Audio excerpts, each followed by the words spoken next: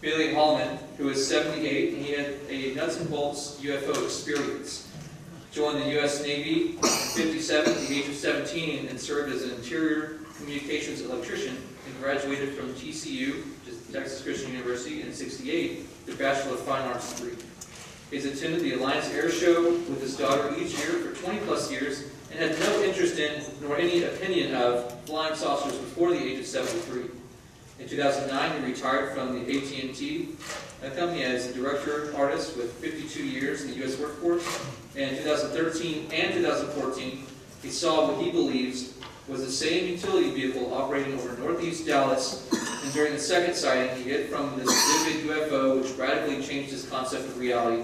And today, Billy believes that he has a social obligation to report everything that he's seen. And his field investigator in 2014 was Tommy Diamond, who we have here on the panel, and his was also featured for the cover story of February 2015 in the UFO Journal. So we'll let Billy come over here to the stand and share about his experience in the closet material. I'm Billy Hallmon, and I live in northeast Dallas. I've had 4 sightings, but I'm just talking about 2 today, which I believe were the same UFO. My first sighting was in December of 2013 at 8 p.m. It was a cold and clear night. There was a half moon about 65 degrees to my southwest. I saw a wedge-shaped shadow against the night sky about 3 or 4 miles distance. No light, no sound.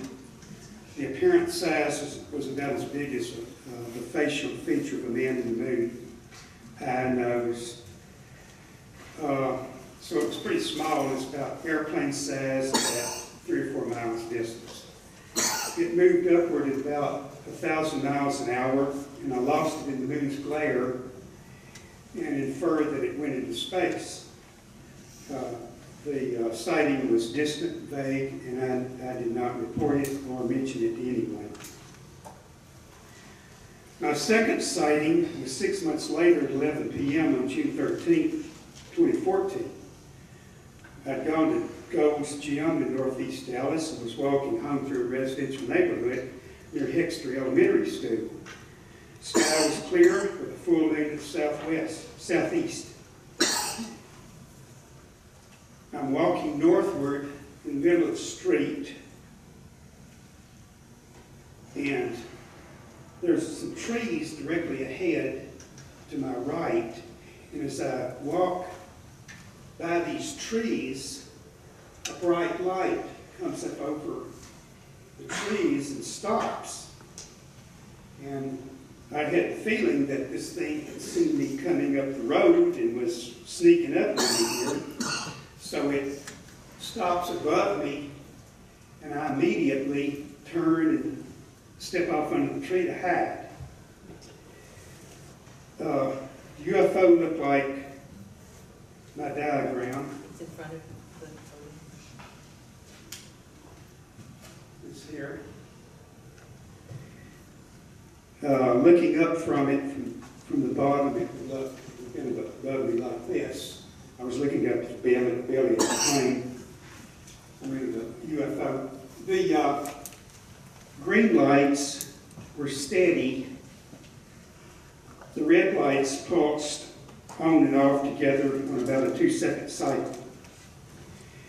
It always moved in the direction of the red lights. It was slightly smaller than a Southwest 737.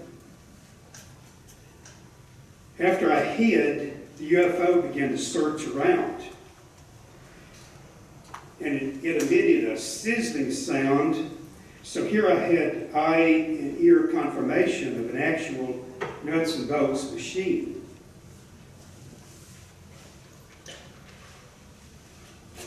After about 3 minutes, the UFO stopped.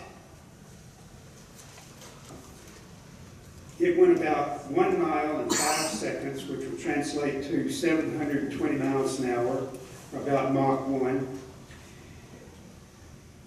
When it dove, it became transparent and ghost-like.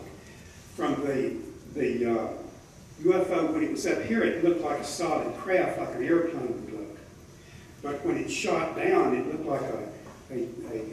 like a light image. There was no acceleration against inertia, nor deceleration against momentum. Its operation of sizzling sound could no longer be heard. There was no compression against the atmosphere, no sound. Apparently, there were no fatal G-forces from starting and stopping from sitting here to an instant 720 miles an hour. The red lights continued to blink on a 2-second cycle, so there was no time change within the UFO. I could still see the lights blink about 2 times during that 5 seconds before it went behind the houses. It disappeared behind the far roof lines, and I could better determine its distance and size by comparison to foreground objects. It was just instantly, but I could see about how far away it was, and verify that I'd seen something about a mile up. My personal conclusions about the UFO was that it was probably a utility vehicle that was snatching people off the street. That was the impression I got from the first and second sighting. And the other conclusion is that there are several generations of technology between our airplanes and this UFO. The best explanation of what I saw the UFO do, this is what I actually saw it do, has been given in this book by Robert Schroeder, and on his YouTube videos. He gives a very good explanation of all these points that I made, that I saw the thing when it dove. Thank you.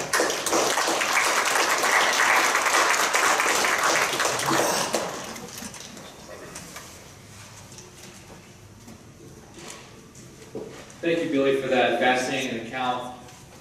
I actually had the opportunity to work with Robert Schroeder, the author of that book as well, and made a video production of the presentation he gave down in Del Rio, Texas, during one of the conferences they had a few years ago. And he shares, again, as Billy said, some fascinating physics side of the information that we could be dealing with, alternate propulsion systems, things of that nature.